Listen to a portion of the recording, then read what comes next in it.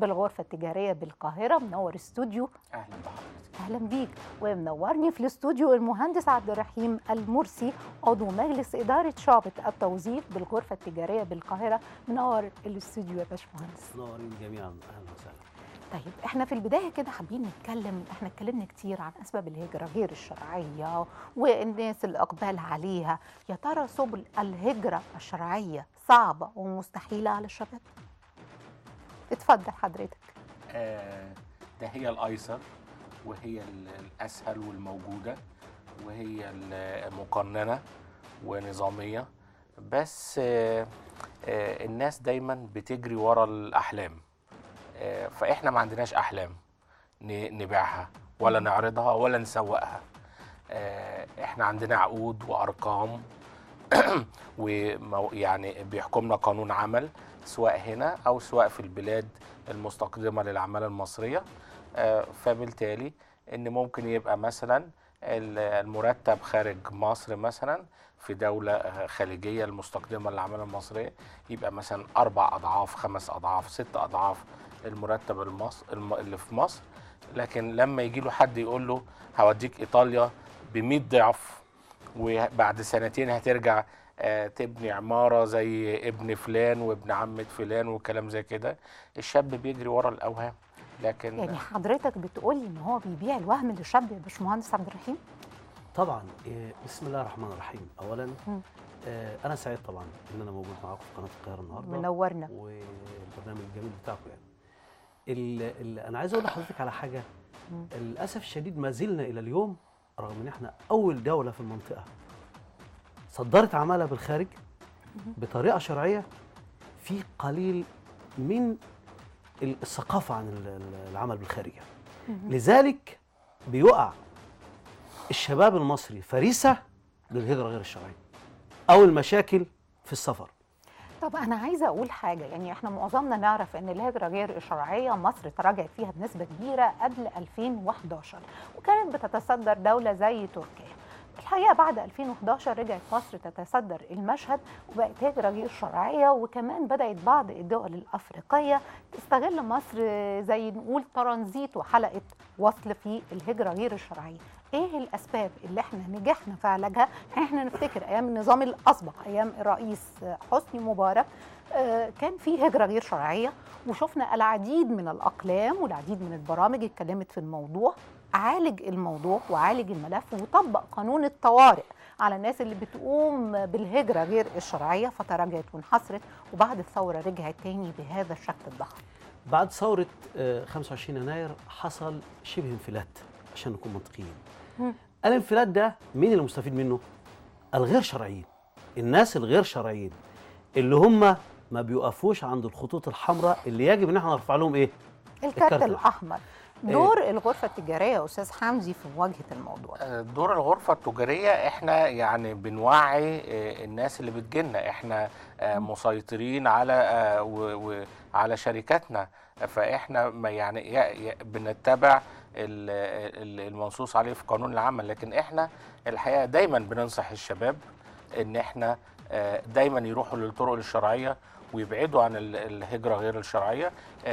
قبل لما نطلع في الهواء كنت بتكلم مع زميلي المهندس عبد الرحيم النهاردة ان احنا عندنا في الغرفة التجارية ان احنا عندنا مؤتمر عام قريب جدا في نهاية الشهر ده هندعو ليه مسؤولين حكوميين واتحاد عمال مصر والقوى العاملة في مجلس النواب والمسؤولين في الدولة، واحنا هناخد على عاتقنا ان احنا هنقوم ببرامج توعية.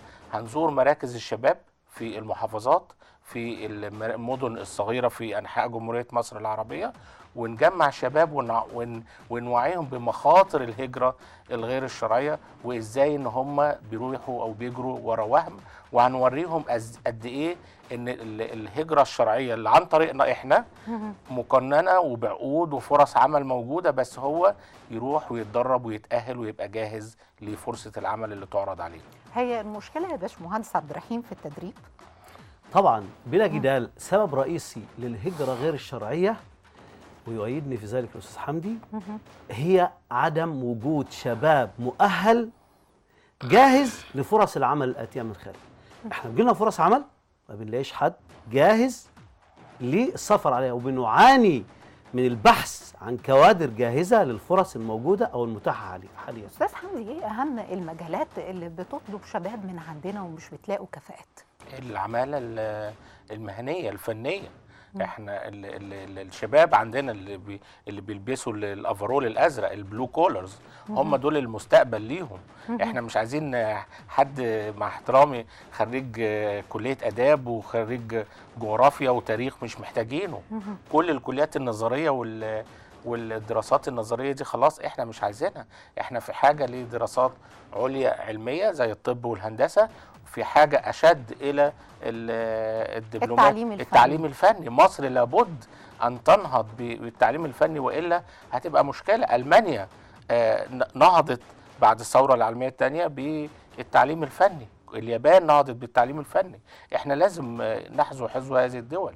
المهندس عبد الرحيم، ازاي ننهض بالتعليم الفني؟ ويمكن لحضرتك ليك سجالات كتيره في الموضوع ده والعديد من الاراء، وقابلت وزير التعليم على ما اتذكر وتحدثت معاه ان التعليم الفني حالته في مصر مش كويسه. يعني يمكن التقينا بوزير التربيه والتعليم قبل كده، وكان معايا الاستاذ حمدي وقتها. لما اتكلمت معاه وقلت له ان التعليم الفني عندنا هو ثروه هذه الدوله. احنا عندنا بشر، يعني احنا نمتلك ثروه بشريه قويه. إن لم نحسن توظيف وتدريب هذه الثروة فإحنا يعني في مشكلة. فكلمت يومها عن الموضوع ده. الكلام ده كان من سنتين يا أستاذ حمدي لو تتذكر الموضوع ده. فقال لي إيه؟ التعليم الفني عندنا الناس بتطلع ما بتعرفش تكتب اسمها. التعليم الفني هو قاطرة النمو في أي دولة. أنا رأيي، والكلام ده اتكلمت فيه كتير جدا، مش عايز أعيده لأن عايز أتكلم في حاجات جديدة. اتفضل. إيه الجديد؟ طيب الملفات اللي حابب تتكلم إيه الجديد؟ اتفضل. احنا لازم يكون عندنا اعلام يبعد عن الدوشه كتير والقلق بالنسبه للناس، ومش عارف فيه كذا هيحصل وما اعرفش ايه، ونتجه لتوعيه البشر والشباب عن الفرص المتاحه على مستوى العالم وعلى مستوى المنطقه، ونتكلم نقول لهم في فرص كذا اتدربوا عليها، طب واتدربوا في اماكن كذا، طب وكمان ممكن نساعدهم كمان انهم ياخدوا كورسات ودورات كذا تخدم هذه الفرص. مش ممكن ان بيجي لنا فرص من بره ما بنقدرش ان احنا ايه نستغلها بشكل احسن، بنقع في مشكله. النقطه الثانيه الاهم من ده، وبنعاني من هذه المشاكل، ان احنا عندنا معوقات. المعوقات دي بتعطل سفر الشباب الجاهز والمؤهل والمدرب. استاذ حمدي، ايه اهم المعوقات اللي ممكن تمنع شاب مدرب وجاهز ان هو يسافر بره؟ فرض رسوم زائدة على العمالة، على الشخص المتعاقد المسافر. يعني ترك الأمر لحاجات تهم الأمن القومي المصري، لحاجات لناس بتعمل في القطاع الخاص لا يجب أن تترك لهم، زي مثلا الحالة الصحية للمصريين. الحالة الصحية للمصريين دي لا يجب أن تترك لقطاع خاص اللي يطلع يقول. كلمني يوضح لي اكتر، انا مش فاهمه النقطه دي. يعني لا يجب ان تترك موضوع مثلا نقول مثلا حاجه زي الفيروسات. الفيروسات دي حاجه تهم الامن القومي المصري. حاليا هي بتتم للمسافرين للخارج كلهم عن طريق وزاره الصحه المصريه. فدي ماشيه الى حد كبير جدا، ماشيه كويس قوي. لكن في كشوفات اخرى المسافر الى الخارج بيضطر او مطلوب منه انه يعملها، دي متروكه للقطاع الخاص، لمستشفيات القطاع الخاص. دي بصريح العباره. والناس اللي مسافره النهارده يعني 100,000 تليفون للشركات بتستغل العمل المصري. النهارده قبل ما نيجي الاستوديو النهارده كانت ب 450 جنيه و600 جنيه من الاسبوع اللي فات. النهارده الصبح بمزاج المستشفيات كده رفعوها ل 1000 جنيه. مجرد ان هو يعني مش عايز اقول لك كشف لا يعني لا يتعدى تكلفته ال 30 ال 40 جنيه. فانا مش هقول ان ده سبب هجره غير شرعيه، مش هقول، بس من احد المعوقات. ايه تاني من المعوقات يا باشمهندس؟ النقطه اللي اتكلم فيها الاستاذ حمدي مهمه جدا. في تاني معوق تاني. احنا عندنا حاجه اسمها الرئيس رئيس الجمهوريه مشكورا تبنى حاجه اسمها ايه؟ علاج المصريين من فيروس ايه؟ سي تحت رعايه صندوق تحيا مصر، ومحققين بالظبط. نجاحات، وفي على أعلى مستشفى مستوى. فلوس لامراض وإحنا- الكبد. شفنا مخرج بريطاني اتجرب التجربه المصريه ونجح، وخرج يتكلم عن تجربته في كل وسائل الاعلام العالميه. خليني اكمل النقطه لانها مهمه جدا. اتفضل. عندنا اشكال كبير جدا، عندنا شباب جاهز مدرب مؤهل جاهز للمهنه الموجوده، وكان عنده فيروس سي وتعالج من فيروس سي. طيب ايه المشكله؟ شهاده رسميه من وزاره الصحه انه اتعالج منين؟ من من فيروس سي. ما يعرفش يسافر. ليه؟ مش ليه؟ عايزه تديله الشهاده. لانه المستشفيات المصريه اللي هي خاصه، والقنصليات الاجنبيه الموجوده في مصر اللي هي في الدول اللي مستقدمه للعماله، بترفض الاعتراف بالمتعالج من فيروس سي لانه بيحمل حاجه اسمها ايه؟ اجسام مضاده.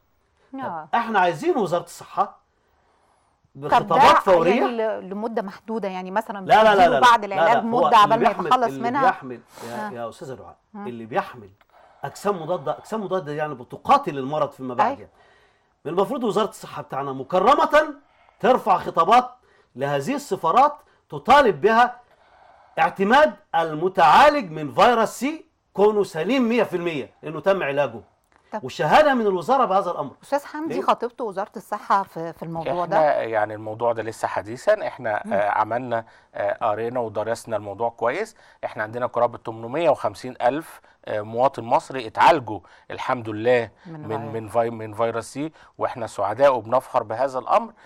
احنا مشاكل الصحه دي والاسعار اللي زادت النهارده الصبح بلا مبرر، دي اسعار علاج حضرتك ملهاش علاقه بدولار وتعويم جنيه والكلام اللي هم بيدعوه ده. دي رسوم فرضها المستشفيات. دي رسوم فرضها المستشفيات، علشان يعني مش معقوله ان تحاليل مكلفه جدا في وزاره الصحه المواطن يدفع 200 جنيه او يمكن اقل 180 جنيه ويدفع كشف كلينيكي بسيط جدا يدفع 1000 جنيه.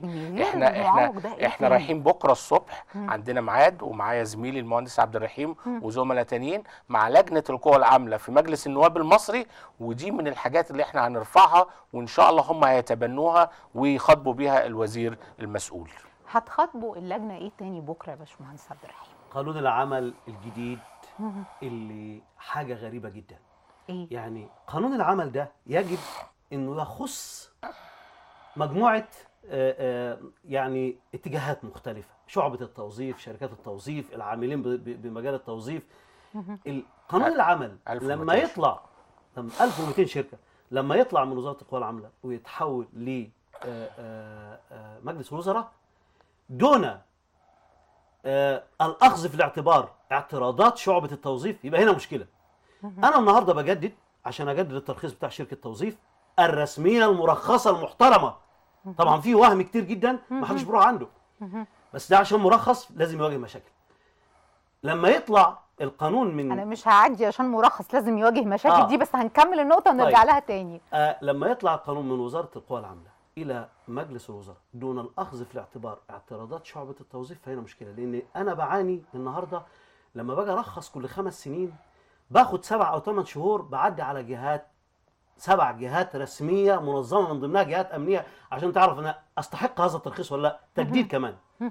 لما الاقي القانون فيه ثغره بتقول انه هيعمل تجديد كل 3 سنوات فقط، فانا في مشكله، هطلع من تجديد اروح تجديد. ثانيا احنا كنا بنجدد ب 5000 جنيه مصري، انت بترفعه ل 30 جنيه ل 30000 جنيه. معنى ذلك ان انا هضطر ارفع على المسافر واقعد احط هيدك عليه. ما انا هعمل ايه؟ بالظبط. ما انا هعمل ايه؟ المسافر ده خارج من البلد، سايب الدعم للبلد، سايب الدعم للبلد، بيرسل عمله صعبه، بيرسل مبلغ من مادي يصرف على اهله وبيته يحفظ كرامتهم، بيلاقي وظيفه هناك، بيتدرب على اعلى مستوى في الجهات الرسميه هناك، بينتظم، بيرجع من هناك مؤهل على اعلى مستوى. يبقى انا لازم اساعده واساعد الشركات اللي بتجيب له فرص عمل، مش اني انا احبط الشركات اقعد اضيف على اعباء اعباء اعباء اعباء وبعدين مش ممكن. لا يمكن ان احنا نفضل بهذه الطريقه. في معوقات ثانيه يا استاذ حمدي؟ من معوقات اتفضل طب اسمع يا استاذ اتفضل حمدي، حضرتك. اتفضل يا استاذ حمدي. هي دي طبعا من اكتر المعوقات اللي بتواجهنا، موضوع الخروج من تجديد والدخول في تجديد، وتخفيض الفتره الزمنيه لتراخيص الشركات المرخصه من الحكومه المصريه من 5 سنوات الى 3 سنوات، ورفع الرسوم من 5000 ل 30000. دي كارثه، وده امر كارثي. واحنا يعني ملف عاجل اخر من معوقات الهجره الشرعيه، ملف عاجل اخر ان هو لابد يا وزاره القوى العامله تحط ايدك في ايد الشركات المرخصه ولا تنافسيها، وتشيلي ايديكي من منافسه الشركات بدل ما بتنافسنا، لا تتعاون معانا لفتح أسواق عمل جديدة للعمالة المصرية. الأسواق الكلاسيكية القديمة المحيطة بينا اللي هي زي دول الخليج بتنحصر وبتقفل. ويعني 2016 كان عام مش عايز أقول قد إيه انخفضت العمالة، انخفضت الطلب على العمالة بما يعني يزيد عن 70% في عام 2016. ووزارة القوى العاملة بكل أسف، ورغم ان اللي هو مسؤول فيها يعني راجل احنا بنحترمه، راجل نقابي واحنا اشتغلنا معاه كتير في اتحاد عمال مصر، لكن للاسف ان يبدو ان الاجهزه القديمه الموجوده في الوزاره او اي وزاره بتبقى هي وهي المسيطره، وملهاش علاقه كون الوزير اتغير او ليه رؤيه جديده او حاجه زي كده. ان هم شادين بس على الشركات انهم ينافسوا الشركات في رزقها، وهم ما عندهمش النو هاو، ما عندهمش التكنولوجيا اللي يقدروا ينافسوا بيها شركاتنا. سر الصنعه يعني النجار بتاع الحكومه زي النجار اللي بيفرش مش عارف فين في القصور والكلام يختلف. لا وحضرتك بتستني اقول لك بتاع الحكومه طبعا. باشمهندس عبد الرحيم، انا حابه اعرف من حضرتك ايه ملفات تانية هتقدموها قصاد اللجنه بكره، بس قبل ما تجاوب عن السؤال ده هنخرج لتقرير ونرجع نجاوب عليه.